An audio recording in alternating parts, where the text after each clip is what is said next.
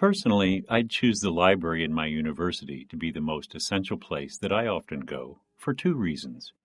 Firstly, this is a marvelous spot for me to concentrate on my study, since I can search online information with the free Wi Fi for more than 5 hours, and the academic database here will never let me down whenever I need some research reports or science journal articles. What's more, the quiet and peaceful environment offers me a fantastic space to unwind. Whenever I feel down or upset, I take a nap in the neat and cozy study compartment, and sometimes a 5-minute doze in the library helps acing my test, especially before finals. I visit the City Center Museum a lot in my leisure time. To begin with, it is a wonderful place for me to broaden my horizon. Those fine historical legacies, such as paintings, weapons, and even knickknacks, bring me back to the ancient time when our ancestors lived, which helps me better understand our local culture and customs. Another driving force for me to hit this place frequently, I guess, is that I can make friends there.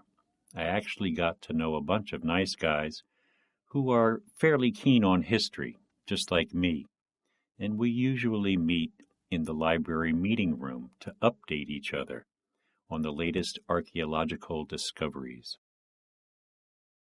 Well, I believe it's better for college students to take courses in various subjects. To start with, it enables them to broaden their horizon.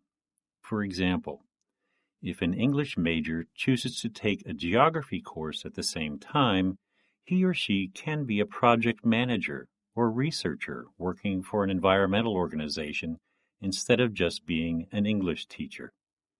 Also, it benefits them by helping to figure out their real interests. Perhaps some students give up the academic career their parents ask them to choose.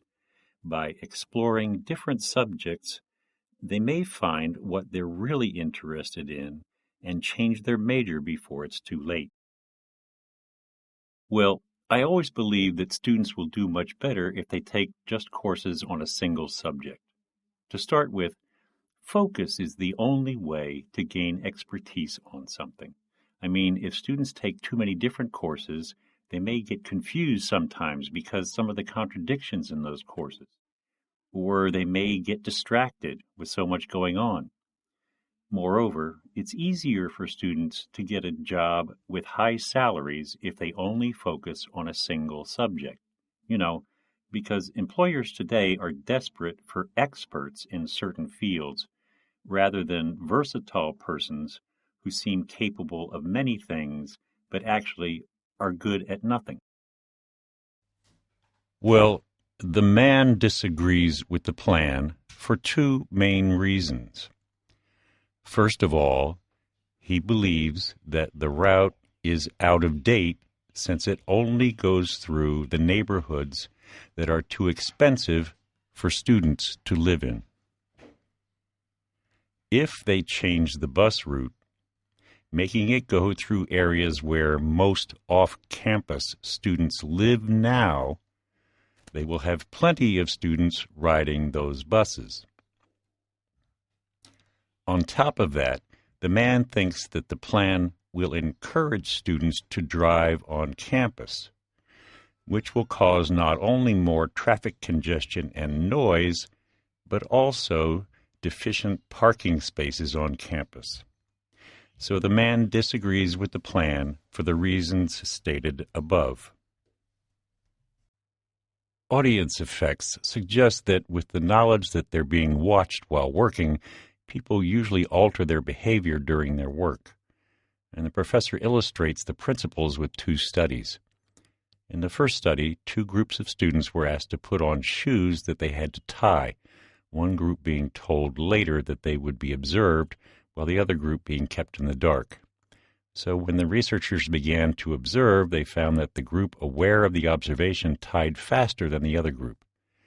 This study shows how audience effects speed up people's action, while the second study suggests that when people are learning new things with the awareness of being observed, they will not only accelerate but also increase certain behavior patterns. For instance, when they learn to type, they type faster, but meanwhile make more mistakes. Well, the woman's got a problem that she's now invited by her professor to a field trip, but it conflicts with the museum exhibition, which she is helping setting up.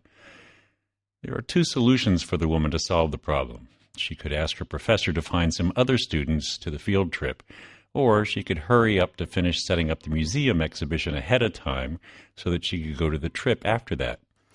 I guess the woman should take the second solution for two reasons. First of all, field trips are usually the most helpful activities of study life, especially during break.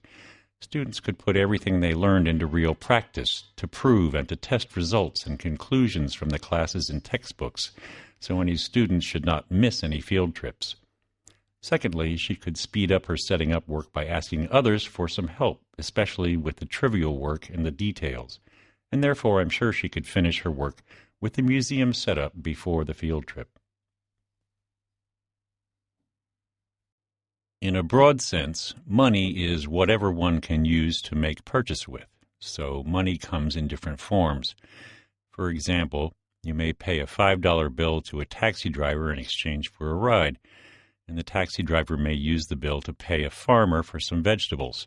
Anyway, some societies do not use coins and bills as their money. They use something called a barter system, under which goods and services are exchanged directly for other goods or services.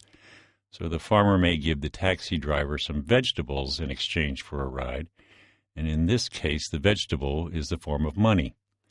A narrow definition of money is whatever a government is allowed as legal tender.